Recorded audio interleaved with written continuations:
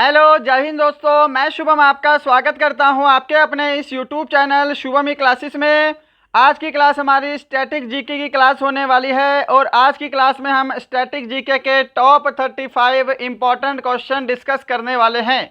अगर आप भी आने वाले आर्मी के एग्ज़ाम की तैयारी कर रहे हैं, चाहे आपका एग्ज़ाम आर्मी जीडी है, क्लर्क है, ट्रेड्समैन है, आज की क्लास सभी के लिए समान रूप से महत्वपूर्ण होने वाली है। तो मैं उम्मीद करूँगा सेशन आपको हेल्पफुल लगेगा। चलिए अपनी क्लास स्टार्ट करते हैं। और देखिएगा, आपका एग्ज़ाम जो है वो पोस्टपोन हो चुका है। मोस्ट प्रोबेबली चांस है कि जुलाई के लास्ट वीक में आपका एग्ज़ाम हो जाएगा। अब आप में से बहुत सारे स्टूडेंट ने अपनी पढ़ाई ड्रॉप कर दिया या फिर थोड़ा सा उनका पढ़ने का मन नहीं कर रहा होगा। तो बस एक ही सवाल है कि मुझे बस इतना बता देना कि पढ़ाई छोड़ने से आपका एग्ज़ाम क्रैक होगा या फिर पढ़ने के साथ आपका एग्ज़ाम क्रैक होगा, राइट? क्योंकि एग्ज़ाम आपका पोस्टपोन्ड हुआ है, भर्ती कैंसिल नहीं हुई है। आज नहीं तो कल आपका एग्ज़ाम हो जाएगा, इसलिए तैयारी को कंटिन्यू रखना। चलो, ये वाला कल मैंने आपको क्वेश्चन दिया था होमवर्क का, इसका पहले सॉल्यूशन कर लेते हैं। प्रसिद्ध सलीम अली राष्ट्रीय उद्यान कहाँ है? यहाँ पे पक्षी हटा देना। प्रसिद्ध सलीम अली राष्ट्रीय उद्यान कहाँ पर है? तो इसका आंसर जम्मू कश्मीर होगा, ये ध्यान रखिएगा। और दूसरा है सलीम अली पक्षी अभयारण्य, सलीम अली पक्षी अभयारण्य या फिर पक्षी विहार, तो ये आपका गोवा में है। ये दोनों प्रश्न अलग अलग हैं, इसका ध्यान रखिएगा, राइट? चलिए बढ़ते हैं आज की क्लास की तरफ। तो आज प्रश्नों की संख्या टोटल 35 है और मैं आपको टारगेट दे रहा हूँ आज 30 क्वेश्चन ठीक करने का। सभी प्रश्न इंपॉर्टेंट और सेलेक्टेड हैं। पहला प्रश्न है आपके सामने स्क्रीन पर, जल्दी से आंसर दीजिएगा। मुगल वंश का अंतिम शासक कौन था? औरंगजेब, शाहजहां, बहादुर शाह द्वितीय या फिर दारा शिकोह? तो अगर आप सभी ने यहाँ पे ऑप्शन सी को आंसर दिया है, बहादुर शाह द्वितीय, आपका आंसर बिल्कुल करेक्ट होगा। बढ़ते हैं नेक्स्ट पे। क्वेश्चन नंबर सेकंड आपके सामने है, रानी की बाव कहाँ स्थित है? रानी की बाव कहाँ स्थित है? राजस्थान, गुजरात, हिमाचल प्रदेश या फिर महाराष्ट्र? तो आंसर मैच कीजिएगा। अगर आप सभी ने ऑप्शन बी को आंसर दिया है गुजरात, आपका आंसर बिल्कुल करेक्ट होगा। और इन 35 क्वेश्चन कंप्लीट होने के बाद फिर से मैं आपको एक क्वेश्चन 36 होमवर्क का दूंगा। होमवर्क सभी को लेकर जाना है। कल हम होमवर्क वाला क्वेश्चन नेक्स्ट क्लास में डिस्कस करेंगे। क्वेश्चन नंबर है आपके सामने थर्ड स्क्रीन पर, किस खिलाड़ी को लिटिल मास्टर भी कहा जाता है? सचिन तेंदुलकर, सुनील गावस्कर, मेजर ध्यानचंद या फिर कपिल देव? आंसर जल्दी से दीजिएगा तो आंसर मैच करेंगे। अगर आप सभी ने ऑप्शन बी को आंसर दिया है सुनील गावस्कर, आपका आंसर बिल्कुल करेक्ट होगा। सुनील गावस्कर को लिटिल मास्टर कहते हैं और सचिन तेंदुलकर को बोलते हैं मास्टर ब्लास्टर, तो ये दोनों की दोनों अलग अलग हैं। Got it? कपिल देव का नाम क्या है? कपिल देव को बोलते हैं हरियाणा हरिकेन। और मेजर ध्यानचंद का आपको पता है हॉकी के जादूगर। चलिए बढ़ते हैं क्वेश्चन नंबर 4 की तरफ। निम्न में से कौन सा देश G20 ग्रुप का हिस्सा नहीं है? क्वेश्चन वेरी वेरी इंपॉर्टेंट है, आंसर देना है। ऑप्शन बोलता हूं, इंडोनेशिया, तुर्की, इंडिया या फिर उत्तरी कोरिया? इनमें से कौन सा देश G20 ग्रुप का हिस्सा नहीं है? तो आंसर मैच करेंगे। अगर आप सभी ने ऑप्शन डी को आंसर दिया है उत्तर कोरिया, तो आपका बिल्कुल करेक्ट आंसर होगा। उत्तर कोरिया G20 ग्रुप का हिस्सा नहीं है। अगर आपको एग्जाम में दक्षिण कोरिया देगा तो ध्यान रखिएगा, दक्षिण कोरिया G20 ग्रुप का हिस्सा है। चलिए क्वेश्चन नंबर आपके सामने 5 दे रखा है, धार्मिक स्वतंत्रता का अधिकार किस अनुच्छेद के अंतर्गत आता है? धार्मिक स्वतंत्रता का अधिकार अनुच्छेद 25 के अंतर्गत आता है। आपका ऑप्शन सी जो है ये बिल्कुल करेक्ट आंसर होगा। क्या सभी ने ऑप्शन सी को आंसर दिया है? चलिए बढ़ते हैं क्वेश्चन नंबर 6 की तरफ। क्वेश्चन नंबर 6 है आपके सामने स्क्रीन पर, 10वीं अनुसूची का संबंध किससे है? Question very very important. तो यहां पर ध्यान रखिएगा, 52वां संविधान संशोधन 1985, 10वीं अनुसूची का संबंध दल बदल विधेयक से है। ऑप्शन ए करेक्ट आंसर होगा। संविधान संशोधन कौन सा था? 52वां संविधान संशोधन, ईयर था 1985, ये ध्यान रखिएगा। चलिए बढ़ते हैं क्वेश्चन नंबर 7 की तरफ। क्वेश्चन नंबर 7 है, नीलगिरी की पहाड़ियां स्थित है। Question very very important. Madhya Pradesh, Andhra Pradesh, Tamil Nadu या फिर तेलंगाना। नीलगिरी की पहाड़ियाँ कहाँ स्थित हैं? तो आंसर यहाँ पे जिन्होंने भी ऑप्शन सी को दिया है तमिलनाडु, उनका आंसर बिल्कुल करेक्ट होगा। सभी को आंसर मैच करना है। लास्ट में सभी का स्कोर कमेंट बॉक्स में चाहिए ही चाहिए। नेक्स्ट है यहाँ पे क्वेश्चन नंबर 8 आपके सामने स्क्रीन पर, जल्दी से आंसर देना है। निम्न में से कौन सा राज्य बांग्लादेश के साथ सीमा साझा नहीं करता? बांग्लादेश के साथ सीमा साझा नहीं करता। मेघालय, असम, त्रिपुरा या फिर छत्तीसगढ़। तो क्या आंसर दे रहे हो? जिन्होंने भी ऑप्शन डी को आंसर दिया है छत्तीसगढ़, उनका करेक्ट आंसर होगा। छत्तीसगढ़ जो है यह बांग्लादेश के साथ सीमा साझा नहीं करता। क्वेश्चन नंबर 9 आपके सामने स्क्रीन पर, प्रसिद्ध हिडकल परियोजना किस राज्य में स्थित है? In which state is the famous Hidkal project located? Gujarat, Rajasthan, Uttar Pradesh या फिर कर्नाटक। तो यहां पर आपसे पूछ सकता है कि हिडकल परियोजना कौन सी नदी पर स्थित है? तो नदी भी आपको ध्यान रखनी है, वो है आपकी घाट प्रभा नदी। घाट प्रभा नदी पर स्थित है हिडकल परियोजना। घाट प्रभा नदी, कर्नाटक। क्या सभी ने ऑप्शन डी को आंसर दिया है? ऑप्शन डी आपका बिल्कुल करेक्ट आंसर होगा। क्वेश्चन नंबर 10 आपके सामने स्क्रीन पर है, किस देश में गंगा नदी को पद्मा के नाम से पुकारा जाता है? क्वेश्चन जो है ये वेरी वेरी इंपॉर्टेंट, आपके आर्मी के एग्जाम में भी पूछा जा चुका है। In which country the river Ganga called by the name of Padma? Canada, China, Bangladesh या फिर भूटान। तो गंगा नदी को पद्मा के नाम से बांग्लादेश में जाना जाता है। ऑप्शन आपका सी करेक्ट आंसर होगा। और इसी के साथ को आपको ये भी पता होना चाहिए कि जो ब्रह्मपुत्र नदी है उसको बांग्लादेश में क्या बोलते हैं? तो उसको बांग्लादेश में जमुना कहा जाता है। गंगा और ब्रह्मपुत्र की संयुक्त जलधारा को मेघना कहा जाता है, ये भी आपको पता होना चाहिए। क्वेश्चन नंबर 11 की तरफ चलते हैं। क्वेश्चन नंबर 11, भारत का सबसे पूर्वी बिंदु कहाँ है? Question super important. Gujarat, Jammu Kashmir, Andaman Nicobar या फिर अरुणाचल प्रदेश। तो भारत का सबसे पूर्वी बिंदु है जिसको क्या बोलते हैं? वालांगू बोलते हैं, या फिर कई जगह किबिथू भी बोला जाता है। बालांगू या फिर किबिथू। तो ये कहाँ पर है? ये आपका अरुणाचल प्रदेश में है। आपका ऑप्शन डी जो है ये बिल्कुल करेक्ट आंसर होगा। इसके साथ आपको गुजरात में पता होना चाहिए, भारत का पश्चिमी बिंदु है। भारत का पश्चिमी बिंदु गुजरात में है, कौन सा है? सर क्रीक, ये भी आपको ध्यान रखना है। भारत का सबसे उत्तरी बिंदु कौन सा है? तो वो है आपका इंदिरा कॉल, जो कि कहाँ पर है? जम्मू कश्मीर में है। और भारत का सबसे दक्षिणी बिंदु कौन सा है? इंदिरा पॉइंट है, ये आपका निकोबार में है, इंदिरा पॉइंट। बढ़ते हैं नेक्स्ट पे। क्वेश्चन नंबर 12 आपके सामने स्क्रीन पर है, क्षेत्रफल की दृष्टि से दूसरा सबसे बड़ा देश कौन सा है? ब्राजील, ऑस्ट्रेलिया, अमेरिका या फिर कनाडा। तो यहां पर क्षेत्रफल की दृष्टि से सबसे बड़ा देश कौन सा है? पहले नंबर पे आता है रूस और दूसरे नंबर पे आता है कनाडा। आपका ऑप्शन डी बिल्कुल राइट आंसर होगा। भारत का स्थान कौन सा है? अकॉर्डिंग टू एरिया भारत जो है वो 7वें नंबर पे आता है, ये भी आपको पता होना चाहिए। चलिए बढ़ते हैं क्वेश्चन नंबर 13 की तरफ। आपके सामने स्क्रीन पर है, 1931 में कांग्रेस के कराची अधिवेशन की अध्यक्षता किसने की? Question very very important. Option है जवाहरलाल नेहरू, महात्मा गांधी, वल्लभ भाई पटेल या फिर सुभाष चंद्र बोस। तो यहां पे बिल्कुल करेक्ट आंसर आपका ऑप्शन सी रहेगा। वल्लभ भाई पटेल ने 1931 में कराची अधिवेशन की अध्यक्षता की थी। क्या सभी ने ऑप्शन सी को आंसर दिया है?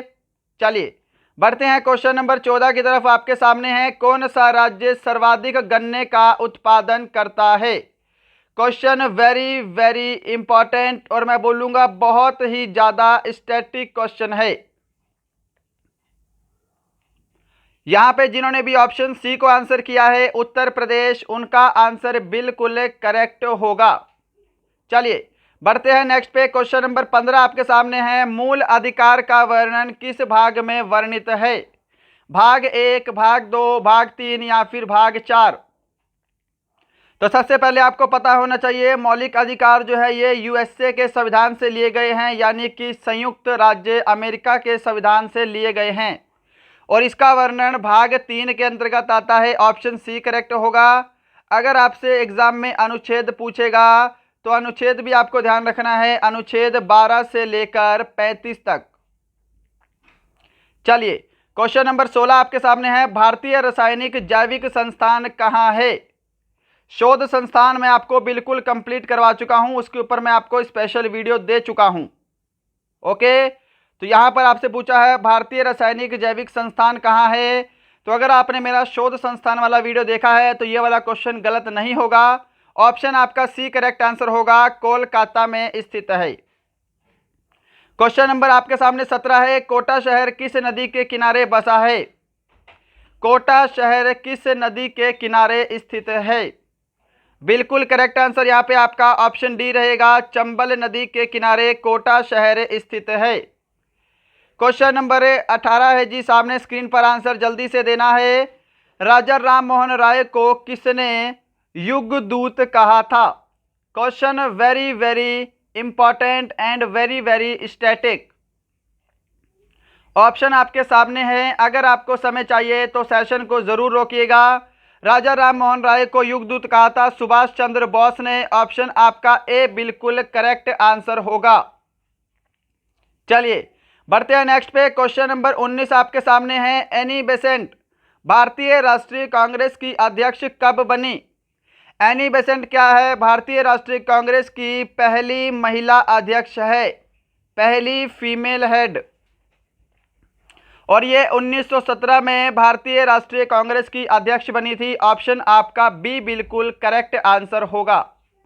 क्वेश्चन नंबर 20 है आपके सामने स्क्रीन पर। सभी को आंसर देना है, सभी को अपना टेस्ट लगाकर चलना है। मैं उम्मीद करूंगा सेशन आपके लिए यूजफुल होगा और आपको पसंद भी आ रहा होगा। क्वेश्चन नंबर 20 है। स्वामी विवेकानंद किस स्थान पर विश्व धर्म सम्मेलन में प्रसिद्ध हुए? क्वेश्चन सुपर इंपॉर्टेंट, तो ध्यान रखिएगा। सन 1893 में यह सम्मेलन हुआ था, और कहां पे हुआ था? शिकागो में। ऑप्शन आपका बी करेक्ट आंसर होगा। ये वाला क्वेश्चन आपके 28 फरवरी को 2021 में ट्रेडमैन के एग्जाम में पूछा जा चुका है। नेक्स्ट है क्वेश्चन नंबर आपके सामने 21, जल्दी से आंसर दीजिएगा। भारत में दास प्रथा को कब अवैध घोषित किया गया?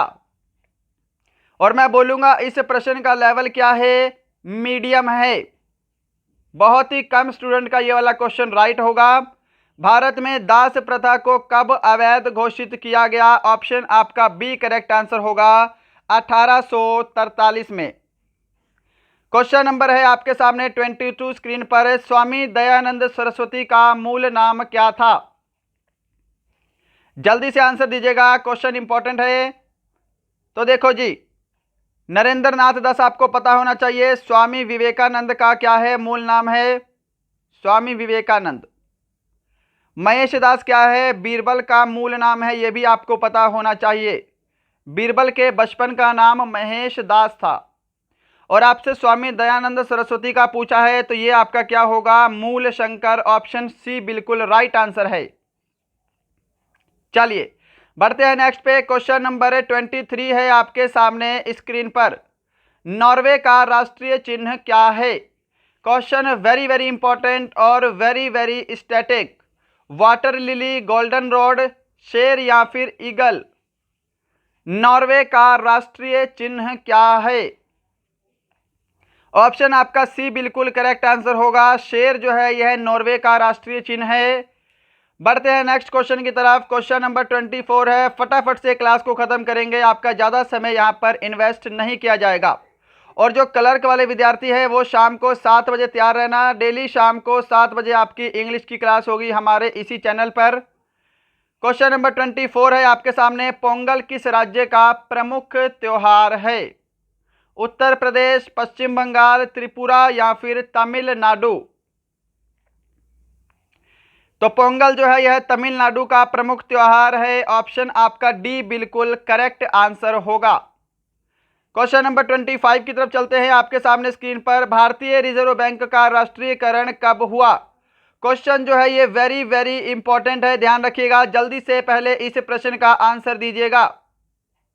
तो सबसे पहले आपको पता होना चाहिए जो आरबीआई है उसकी स्थापना कब हुई थी। तो ये हुई थी आपकी 1 अप्रैल 1935 को। और आपसे पूछा है आरबीआई का राष्ट्रीयकरण कब हुआ। तो इसका जो राष्ट्रीयकरण है, नेशनलाइजेशन है, वो कब हुआ था। वो हुआ था आपका 1 जनवरी 1949 को। क्या सभी ने यहाँ पे ऑप्शन सी को आंसर दिया है। ऑप्शन सी आपका बिल्कुल करेक्ट आंसर होगा। चलिए बढ़ते हैं नेक्स्ट क्वेश्चन की तरफ। आपके सामने है क्वेश्चन नंबर 26 है, हरित क्रांति की शुरुआत कब हुई। When did the green revolution started. Option आपके सामने है, समय चाहिए तो सेशन को रोकिएगा और देखिएगा। हरित क्रांति की शुरुआत किसने की थी। पूरे विश्व की बात करेंगे तो वो थे नॉर्मन बोरलॉन्ग। नॉर्मन बोरलॉन्ग। और भारत में किसने की थी। MS स्वामीनाथन। राइट। शुरुआत कब हुई थी। ऑप्शन डी आपका करेक्ट आंसर होगा। 1966 से 67 में हरित क्रांति की शुरुआत हुई थी। क्वेश्चन नंबर है आपके सामने यहाँ पे 27। तराइन की पहली लड़ाई में पृथ्वीराज चौहान ने किसको हराया था। Question very very important. तो यहां पर ध्यान दीजिएगा। तराइन की पहली लड़ाई कब हुई थी। सन 1100 ईस्वी में हुई थी, 1191 में। और पहली लड़ाई में पृथ्वीराज चौहान ने किसको हराया था। मोहम्मद गोरी को हराया था। ऑप्शन सी करेक्ट आंसर होगा। उसके बाद फिर से नेक्स्ट ईयर 1192 ईस्वी में तराइन की दूसरी लड़ाई हुई थी, जिसमें क्या हुआ था। मोहम्मद गोरी ने पृथ्वीराज चौहान को हरा दिया था। क्वेश्चन नंबर आपके सामने 28 है, सामने स्क्रीन पर। ऑस्ट्रिया की राजधानी का नाम क्या है। Question very very important. Muscat, Beirut, Taipei या फिर वियना। ऑस्ट्रिया है ये, ऑस्ट्रेलिया नहीं है, ध्यान से पढ़िएगा। ऑस्ट्रिया की राजधानी का नाम वियना है। आपका ऑप्शन डी करेक्ट आंसर होगा। चलिए क्वेश्चन नंबर 29 है स्क्रीन पर। विश्व की सबसे गहरी झील कौन सी है। सिंपल सा क्वेश्चन है, गलत होना ही नहीं चाहिए, ये बिल्कुल इजी क्वेश्चन। भारत कह रहा हूं, विश्व की सबसे गहरी झील कौन सी है। तो बैकाल झील है। आपका ऑप्शन सी बिल्कुल करेक्ट आंसर होगा। क्या सभी ने ऑप्शन सी को आंसर किया है। नंबर 30 है, देश में सबसे अधिक राष्ट्रीय उद्यान किस राज्य में है। वेरी वेरी इंपॉर्टेंट है। जम्मू कश्मीर, केरल, मध्य प्रदेश या फिर महाराष्ट्र। तो यहां पर अगर आप सभी ने ऑप्शन सी को आंसर किया है, मध्य प्रदेश, आपका आंसर बिल्कुल करेक्ट होगा। और यहां पर सबसे अधिक टाइगर रिजर्व भी हैं, इसी कारण मध्य प्रदेश को टाइगर स्टेट भी कहा जाता है, ये भी आपको ध्यान रखना है। Got it. चलिए बढ़ते हैं नेक्स्ट पे। क्वेश्चन नंबर 31 आपके सामने है। स्टैचू ऑफ लिबर्टी कहाँ है। पेरिस, सिडनी, टोक्यो या फिर न्यूयॉर्क। स्टैचू ऑफ लिबर्टी कहाँ है। तो अगर आप सभी ने यहाँ पे ऑप्शन डी को आंसर दिया है, न्यूयॉर्क, आपका आंसर बिल्कुल करेक्ट होगा। क्या सभी ने ऑप्शन डी को आंसर दिया है। चलिए बढ़ते हैं नेक्स्ट क्वेश्चन की तरफ। क्वेश्चन नंबर 32 है आपके सामने स्क्रीन पर। चीनी क्रांति कब हुई। क्वेश्चन वेरी वेरी इंपॉर्टेंट है, ये चीनी की लाल क्रांति नहीं है, आपसे पूछा है चीनी क्रांति कब हुई। ऑप्शन आपका सी जो है ये बिल्कुल करेक्ट आंसर होगा। 1911 में चीनी की क्रांति हुई थी। क्या सभी ने ऑप्शन सी को आंसर दिया है। चलिए क्वेश्चन नंबर 33 आपके सामने स्क्रीन पर है। किस ग्रह को लाल ग्रह की संज्ञा दी गई है। सिंपल सा क्वेश्चन है और वेरी वेरी इजी है, गलत मत करिएगा। किस ग्रह को लाल ग्रह कहा जाता है। ऑप्शन आपका यहाँ पे क्या होगा। ऑप्शन आपका सी करेक्ट आंसर होगा। मंगल ग्रह को लाल ग्रह भी कहा जाता है। नेक्स्ट है क्वेश्चन नंबर 34 आपके सामने, आंसर दीजिएगा। किस दिन पृथ्वी से सूर्य की दूरी न्यूनतम होती है। 25 दिसंबर, 3 जनवरी, 4 जुलाई या फिर 20 अगस्त। पृथ्वी से सबसे न्यूनतम दूरी होती है 3 जनवरी को। ऑप्शन बी करेक्ट आंसर होगा। और इस सिचुएशन को क्या बोला जाता है? उपसौर बोला जाता है, ये भी आपको पता होना चाहिए। क्वेश्चन नंबर 35 है, आज का लास्ट क्वेश्चन है। और इसके बाद आपको मैं एक क्वेश्चन और दे रहा हूं होमवर्क के लिए, तो होमवर्क भी सभी को लेकर जाना है। पहले इस प्रश्न का आंसर दे दो, जीडीपी का पूर्ण रूप क्या है? ऑप्शन आपके सामने हैं, अगर आपको समय चाहिए तो सेशन को जरूर रोकिएगा। जीडीपी की फुल फॉर्म होती है ग्रॉस डोमेस्टिक प्रोडक्ट, हिंदी में बोलते हैं सकल घरेलू उत्पाद। सकल घरेलू उत्पाद। क्लियर है सभी को? चलिए क्वेश्चन नंबर 36 है और ये क्वेश्चन आपका होमवर्क का है, जल्दी से आंसर दीजिएगा। सारे जहां से अच्छा हिंदुस्तान हमारा, यह गीत किसने लिखा है? राम प्रसाद बिस्मिल, इकबाल, रविंद्रनाथ टैगोर या फिर श्यामलाल गुप्त पार्षद? इस क्वेश्चन का आंसर आपको मुझे कमेंट बॉक्स में देना है। और कल जब हम क्लास शुरू करेंगे तो इस क्वेश्चन को हम डिस्कस करेंगे। ये वाला क्वेश्चन आपका होमवर्क का है। तो दोस्तों यही थे आज की क्लास। बताइएगा आज का सेशन आपको कैसा लगा। इन 35 क्वेश्चंस में आपका स्कोर कितना था? सभी को अपना स्कोर कमेंट करना है। मैं उम्मीद करूंगा सेशन आपको ज़रूर हेल्पफुल लगा होगा। हमारे सेशन को इतना लाइक, इतना शेयर, इतना सब्सक्राइब करने के लिए आप सबका बहुत बहुत धन्यवाद। मिलते हैं कल किसी और अच्छे टॉपिक के साथ। तब तक के लिए जय हिंद, जय भारत।